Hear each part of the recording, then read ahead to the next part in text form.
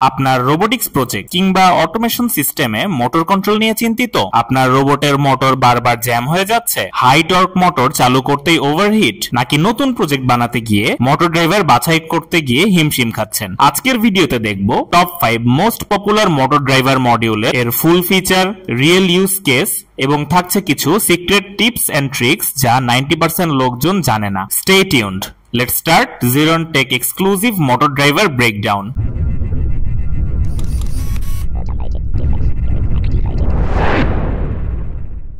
প্রথম module L298 dual H bridge motor driver. এই driver দিয়ে আপনি একসাথে সাধারণত দুইটি ডিসি মোটর চালাতে পারেন। সাধারণত স্মার্ট গাড়ি, লাইন ফলোয়ার রোবট কিংবা ছোট রোবোটিক্স প্রজেক্টে এটি ব্যবহৃত হয়। এই মডিউলে এনেবল পিন আছে। এটি যদি আপনি আরডিনো ডিজিটাল পিনের সাথে সংযুক্ত করেন তাহলে মোটর এ এর গতি নিয়ন্ত্রণ করতে পারবেন। ইন 1 এবং ইন 2 নামের দুইটি পিন আছে যার মাধ্যমে মোটরের ঘোরার দিক নির্ধারণ করা হয়। ইন 3 এবং ইন 4 পিন একইভাবে মোটর বি নিয়ন্ত্রণ করে। এই মডিউলের ভিসিসি পিনে আপনাকে বাইরের 12 ভোল্টের ডিসি পাওয়ার দিতে হবে। আর 5 ভোল্টের একটি পিন আছে। যদি আপনি মডিউলের ভেতরের রেগুলেটর ব্যবহার করতে চান তাহলে এখান থেকে আপনি আরডিনোতে 5 ভোল্ট দিতে পারবেন।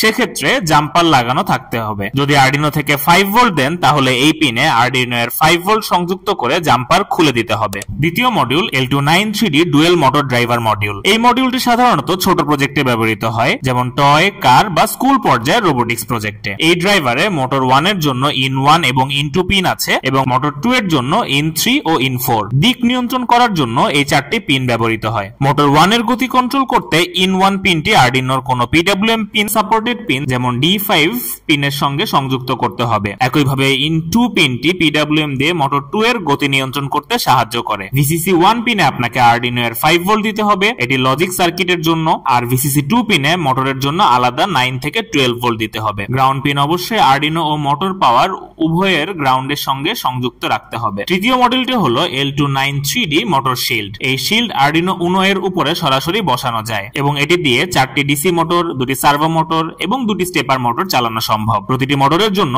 গতি ও দিক নিয়ন্ত্রণের জন্য আলাদা পিন থাকে এবং আরডিনো এর সাথে সংযুক্ত হয়ে যায়। যেমন মোটর 1 এর ডাইরেকশন কন্ট্রোল করা হয় D11 ও D3 পিন দিয়ে এবং গতি কন্ট্রোল করা হয় D2 পিন দিয়ে। মোটর 2 এর জন্য ডাইরেকশন কন্ট্রোল হয় D10 ও D5 এবং গতি কন্ট্রোল হয় D4 দিয়ে। এভাবে মোটর 3 ও 4 ডেডিকেটেড পিনের মাধ্যমে কাজ করে। এই শিল্ডের সুবিধা হলো আপনি কোনো বাড়তি ওয়্যারিং ছাড়াই সহজে সব মোটর চালাতে পারবেন। চতুর্থ মডিউল হলো A4988 স্টেপার মোটর ড্রাইভার। এই মডিউলটি মূলত স্টেপার মোটর চালানোর জন্য ব্যবহার করা হয়, যেমন নেমাস 17। এটি 3D প্রিন্টার, CNC মেশিন এবং প্রিসিশন মুভমেন্ট প্রজেক্টে ব্যবহৃত হয়। এই মডিউলে ভিমোট পিনে 12 থেকে 24 ভোল্ট দিতে হয় মোটর চালানোর জন্য। VDD পিনে দিতে হবে আরডিনো এর 5 ভোল্ট। গ্রাউন্ড পিন দুটি, একটি পাওয়ারের, একটি লজিক সার্কিটের। উভয়কে আরডিনো ও পাওয়ার সাপ্লাইয়ের গ্রাউন্ডের সঙ্গে সংযুক্ত করতে হবে। স্টেপ পিনে আপনি আরডিনো থেকে প্রতি পালস পাঠাবেন। প্রতিটি পালসের মানে হলো মোটরের এক ধাপ ঘুরবে। ডাইরেকশন পিনে আপনি হাই বা লো দিয়ে মোটর ঘোরার দিক নির্ধারণ করবেন। এছাড়া MS1, MS2, MS3 নামের 3টি পিন থাকে যেগুলো দিয়ে মাইক্রো স্টেপিং সেট করা হয়। এই মডিউলটি শুধু একটি স্টেপার মোটরের জন্য ব্যবহৃত হয়, কিন্তু অনেক প্রজেক্টে একেবারে নিখুঁত মুভমেন্টের জন্য অপরিহার্য। পঞ্চম মডিউলটি হলো BTS 7960 43 অ্যাম্পিয়ার মোটর ড্রাইভার। এই ড্রাইভারটি হেভি পাওয়ার মোটরের জন্য ব্যবহৃত হয়, যেমন বড় রোবটের চাকা, সকার বট, মনস্টার ট্রাক, ইলেকট্রিক স্কুটারের মোটরে। এটি একসাথে 43 অ্যাম্পিয়ার পর্যন্ত কারেন্ট হ্যান্ডেল করতে পারে। এই মডিউলে RPWM ও LPWM নামে দুইটি পিন আছে। দুটি এনেবল পিন থাকে, রাইট এনেবল পিন এবং লেফট এনেবল পিন। এই দুটিকে হাই করে দিতে হয়, না হলে ড্রাইভার কাজ করবে না। VCC পিনে 5 ভোল্ট এবং গ্রাউন্ড পিন আরডিনো ও মোটরের পাওয়ারের সাথে যুক্ত করতে হবে। এই মডিউলটি ব্যবহার করলে বড় মোটরেও সহজে গতি ও দিক নিয়ন্ত্রণ সম্ভব। Tips and tricks. মোটর চালানোর সময় সবসময় একই সাথে গ্রাউন্ড কানেকশন ঠিক রাখতে হবে। আরডিনো, মোটর ড্রাইভার আর পাওয়ার সাপ্লাই এই তিনটার গ্রাউন্ড একসাথে যুক্ত না করলে সিগন্যাল ঠিক মতো ট্রান্সফার হয় না।